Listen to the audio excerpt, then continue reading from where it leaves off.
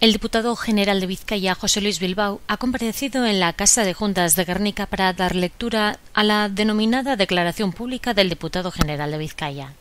En la misma, el máximo responsable foral ha realizado un repaso y balance de este primer año de legislatura con reflexiones y análisis para el próximo ejercicio.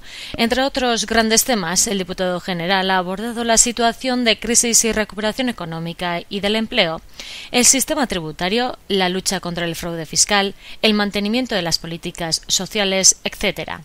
Para comenzar, José Luis Bilbao ha recordado los 10 ejes que recogen los compromisos y las propuestas de su gobierno para los años 2011-2015. Acuerdos, empleo, generación de actividad económica, conocimiento, tecnología e innovación, inversión pública, lucha contra el fraude, participación ciudadana, austeridad, solidaridad y honestidad y transparencia. Tras un repaso a los hitos del último año, el diputado general ha afirmado que los próximos retos son la economía, el autogobierno y la solidaridad. Además, ha lanzado un mensaje de esperanza y ha asegurado que en Vizcaya hay un modelo para salir de la crisis y defender nuestros intereses como territorio y como país.